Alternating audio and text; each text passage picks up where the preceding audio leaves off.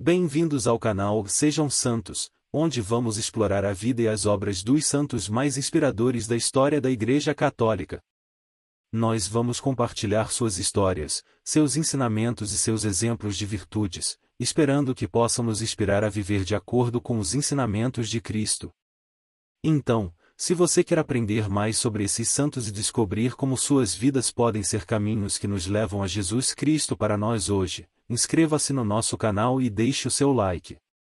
Inscreva-se hoje mesmo, divulgue nosso canal a seus amigos e comunidades e nos ajude o nosso canal para que possamos alcançar mais pessoas na divulgação a conhecer mais a vida dos santos. Onde a santidade é uma jornada diária. Faça parte dessa comunidade de busca pela santidade.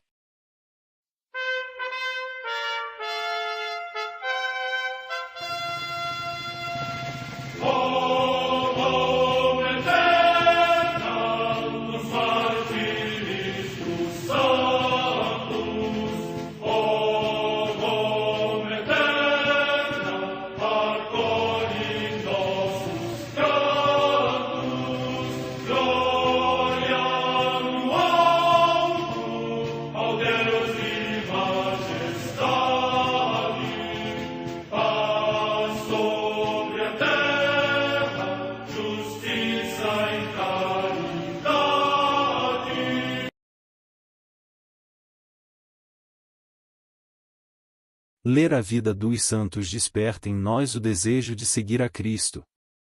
Através de suas vidas podemos aprender as virtudes, a sabedoria e o amor de Deus. Cada santo nos oferece um modelo de vida a ser imitado, como diz São Paulo na carta aos Hebreus, capítulo 12, versículo 1. Estamos rodeados por uma nuvem de testemunhas. A Igreja foi fundada por nosso Senhor Jesus Cristo não apenas como uma instituição, mas uma autêntica família. Os santos mártires, confessores, doutores, as virgens, os santos pastores e todos os demais santos são realmente nossos irmãos que nos precederam no caminho da fé e já estão no céu, para onde também iremos nós, pela graça de Deus. Portanto, sede santos, assim como o vosso Pai Celeste é santo. Mateus capítulo 5, versículo 48. Hoje, dia 4 de julho, celebra a Igreja a vida dessa grande santa, Santa Isabel, Rainha de Portugal. A Santa Madre Igreja celebra também nesse dia os santos. Na África Setentrional, São Jucundiano, mártir. Data da morte incerta. Em Vata, no território de Bourges, na Aquitânia, atualmente na França, São Laureano, mártir. Morte entre os séculos III e IV. Em Cahors, também na Aquitânia, São Florencio, bispo, que São Paulino de Nola louva como humilde de coração, forte na graça divina e suave na palavra. Morte no século V. Em Langres, também na Aquitânia, São Valentim, presbítero e eremita. Morte no século V.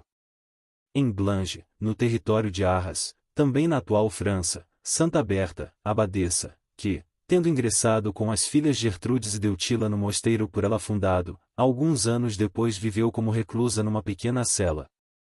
Morte no ano 725. Em Eriços, na ilha de Lesbos, na Grécia, o passamento de Santo André de Creta, bispo de Gortina, que, com orações, hinos e cânticos de excelente composição, cantou os louvores de Deus e exaltou a Virgem Mãe de Deus Imaculada e elevada ao céu.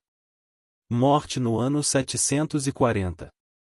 Em Augsburgo, cidade da Baviera, na atual Alemanha, Santo Uldarico ou Urico, bispo, ilustre pela sua admirável abstinência, liberalidade e assiduidade às vigílias, que, depois de 50 anos de episcopado, morreu nonagenário. Morte no ano 973. No mosteiro de Altecombe, junto ao lago Bourges, na Savoia, atualmente na França, o sepultamento do Beato Bonifácio, bispo, de linhagem régia, que, depois de ter ingressado na Cartucha foi eleito para a sede de Bela e finalmente levado à sede de Cantuária, manifestando sempre grande solicitude pelo seu rebanho. Morte no ano 1270. Em Florença, na Etrúria, hoje na Toscana, região da Itália, o Beato João de Vespignano. Morte entre o século XIII e XIV. Em Dorchester, na Inglaterra, os beatos mártires João, Conor O'Malley, auto-apelidado Cornélio, presbítero pouco tempo antes admitido na Companhia de Jesus, Tomás Bosgrave, João Quere e Patrício Salmão, leigos que ajudaram este sacerdote, todos eles ao mesmo tempo, no reinado de Isabel I, glorificaram a Cristo com o martírio. Morte no ano 1594. Em York, também na Inglaterra, os beatos mártires Guilherme Andlebe, presbítero, Henrique Abbott, Tomás Varcope e Eduardo Fultorpo, leigos, que, na mesma perseguição, condenados à morte por causa da sua fidelidade à Igreja, depois de terem suportado ao mesmo tempo o suplício do patíbulo, partiram deste mundo e alcançaram a recompensa eterna. Morte no ano 1597. No Japão, o beato Pedro Kibikazui, presbítero da Companhia de Jesus, e 187 companheiros, mártires. Morte no ano 1639. Entre os Hurões, no território do Canadá, Santo Antônio Daniel, presbítero da Companhia de Jesus e mártir, que, depois de terminar a celebração da missa, colocando-se à porta do oratório para proteger os neófitos do ataque dos inimigos indígenas, foi trespassado pelas flechas e lançado na fogueira. A sua memória celebra-se com a dos seus companheiros no dia 11 de outubro. Morte no ano 1648. Em Mauriac, junto ao Monte Cantal, na França, a beata Catarina Jarrige, virgem, da Ordem Terceira de São Domingos, que se tornou ilustre pelo auxílio aos pobres e aos enfermos, e durante a Revolução Francesa, defendeu de todos os modos os sacerdotes perseguidos e os visitava no cárcere. Morte no ano 1836. Em Enchoufu, cidade do Hunai, província da China, São Cesídio Giacomo Antônio, presbítero da Ordem dos Menores e mártir, que, durante a perseguição movida pelos Lietur, quando procurava proteger o Santíssimo Sacramento das investidas da multidão, foi apedrejado e, envolto num lençol imbuído em petróleo, morreu queimado.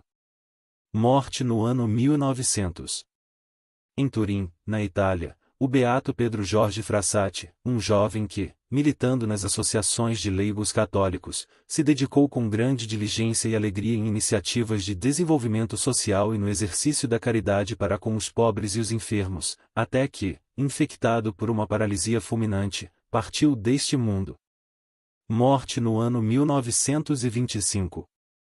No campo de concentração de Auschwitz, perto de Cracóvia, na Polônia, o beato José Kowalski, mártir, que, durante a guerra, foi encarcerado por causa da sua fé em Cristo e, submetido a atrozes torturas, consumou o martírio.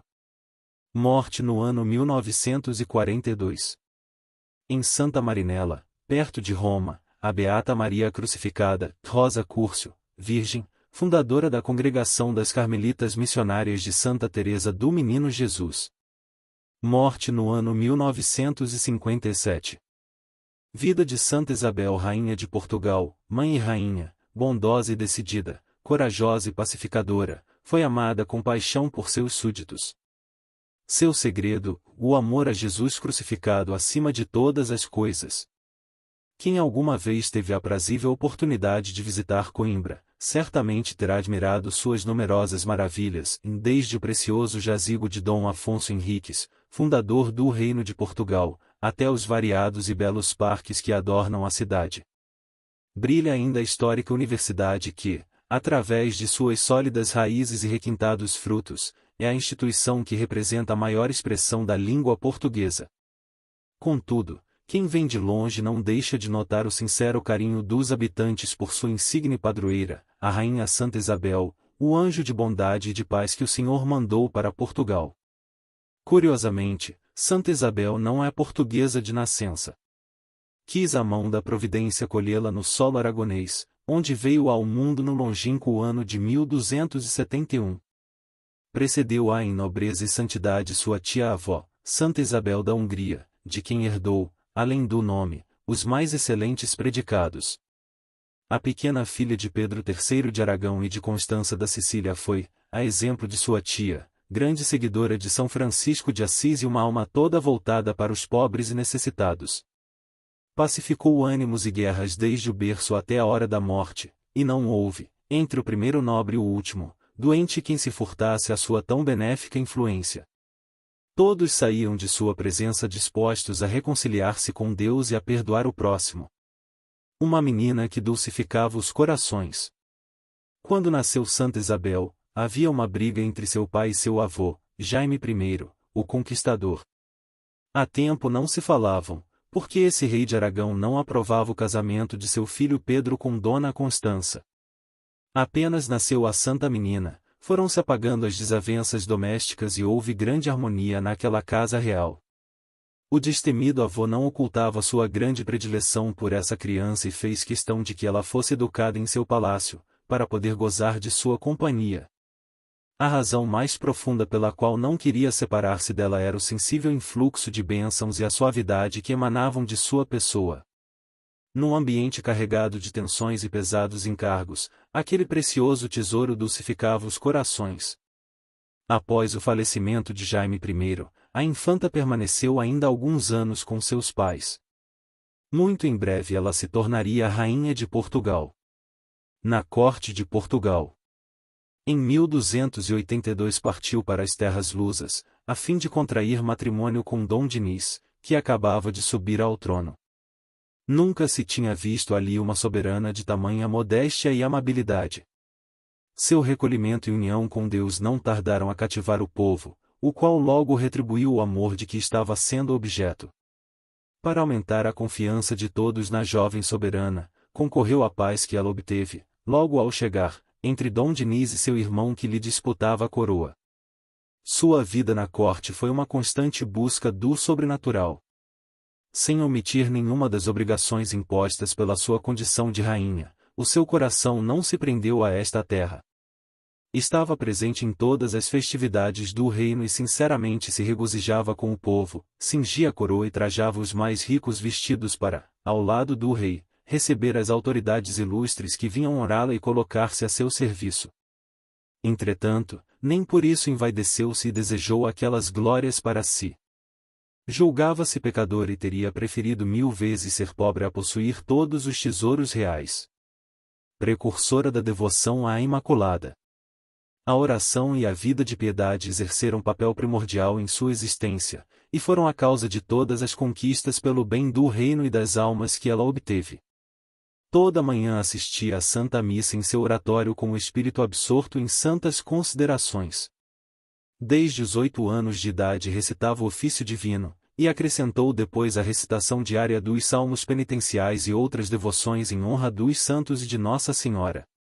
Sua devoção a Maria Santíssima foi terna e fecunda, legando à posteridade um traço indelével para a espiritualidade luso-brasileira, o patrocínio da Imaculada Conceição. De fato, foi Santa Isabel quem a escolheu como padroeira de Portugal e fez com que se celebrasse por primeira vez a sua festa, em 8 de dezembro de 1320, quando os raios das disputas teológicas em favor da Conceição Imaculada de Maria espargiam seus primeiros fulgores. Sofrimentos de esposa e rainha. Assim amparada pelas forças divinas, ela preparou-se para as grandes cruzes e dissabores que a aguardavam. Após o nascimento de seus 2 filhos, Constança e Afonso, a Rainha Santa suportou heroicamente a vida dissoluta que Dom Dinis passou a levar. Sem murmurar ou impacientar-se, ela muito rezou e fez penitência pela conversão do soberano. Assistiu ainda com maior sofrimento às inimizades entre governantes cristãos e seus parentes, que por ambição disputavam entre si terras e honrarias, e em consequência de suas pretensões, causavam derramamento de sangue. Corajosamente, Santa Isabel ergueu-se em toda a sua estatura e impediu uma grande quantidade de combates que estavam a ponto de estalar. Dom Dinis e Dom Afonso, irmão do rei, estavam em pé de guerra pela coroa de Portugal. O mesmo rei seu esposo tinha com o monarca de Castela, Sancho IX, sérias contendas em torno das fronteiras entre os reinos.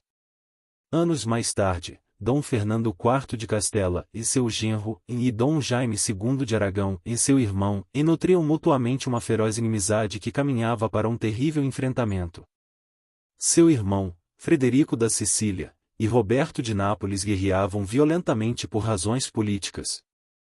Quantas lágrimas este quadro desolador custou a seu reto coração!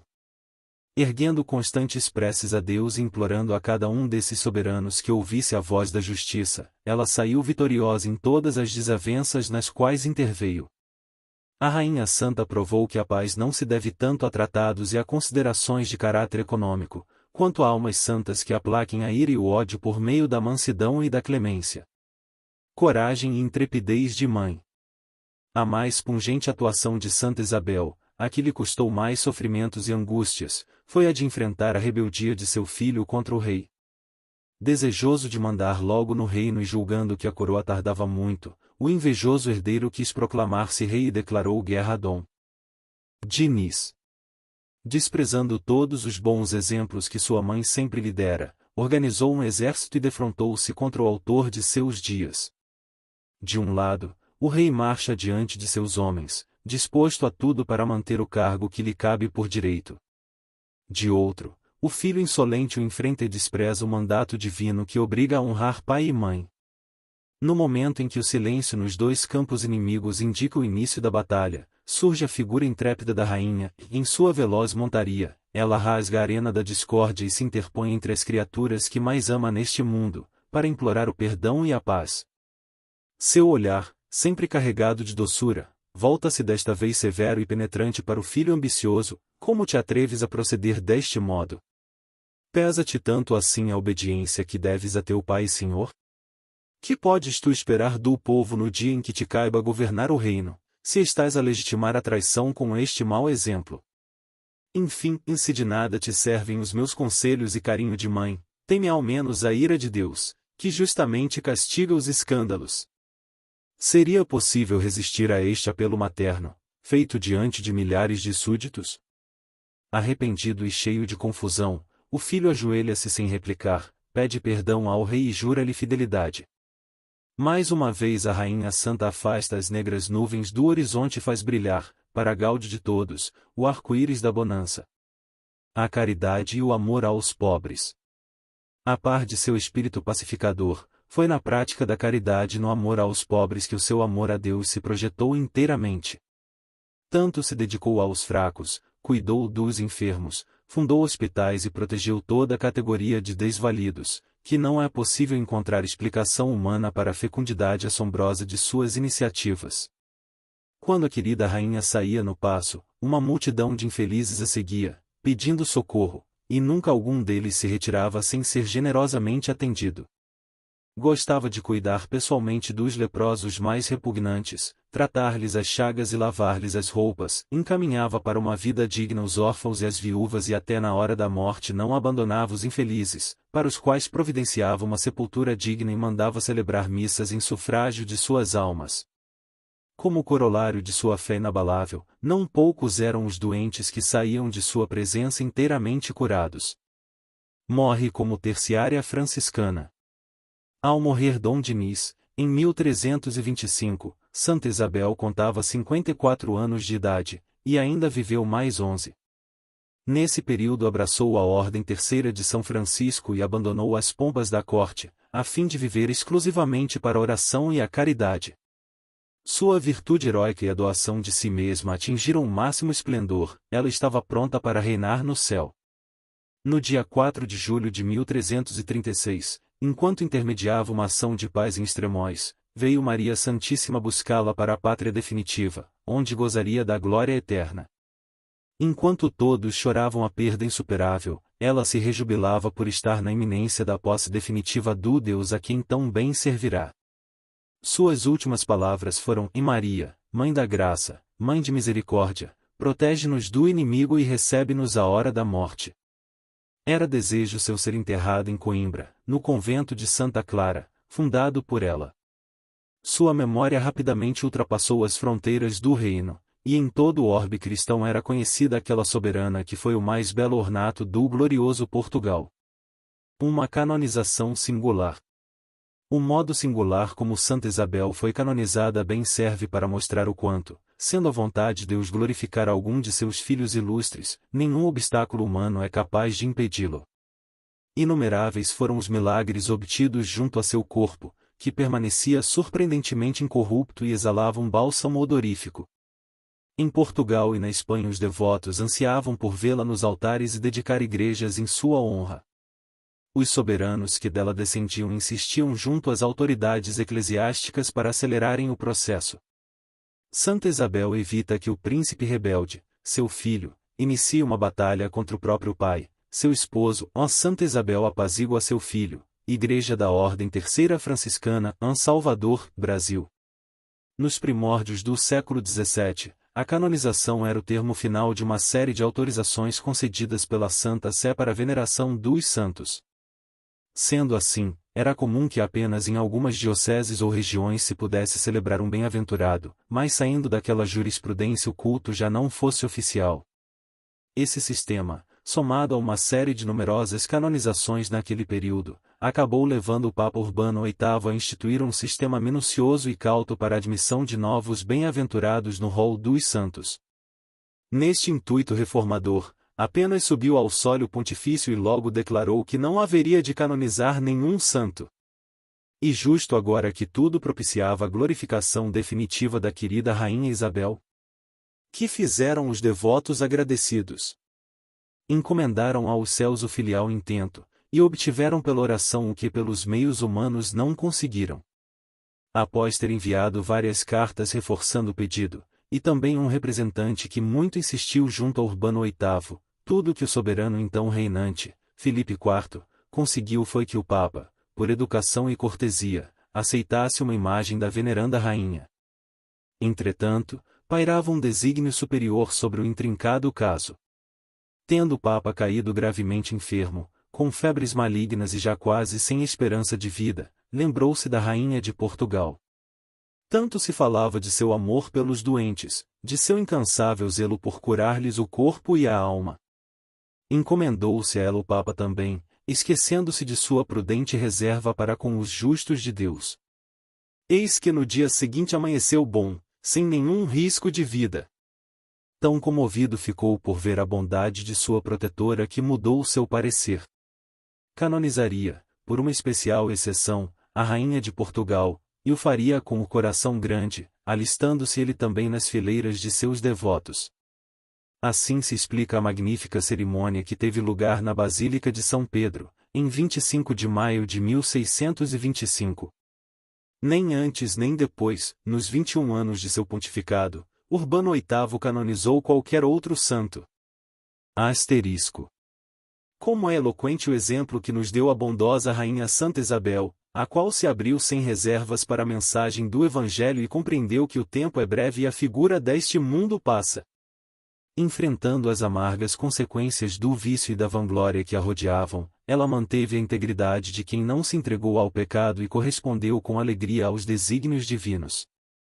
Em Coimbra se conserva um precioso manuscrito com estas belas palavras a seu respeito: "E a cruz e os espinhos do meu Senhor são o meu cetro e a minha coroa." Eis o segredo de todos os maravilhosos frutos que ela colheu ao longo de sua vida, o amor a Jesus crucificado acima de todas as coisas. Sigamos seu rastro luminoso de quem só almeja os bens do alto, e obteremos também o inestimável dom da paz para nossos dias. Santa Isabel, Rainha de Portugal, rogai por nós.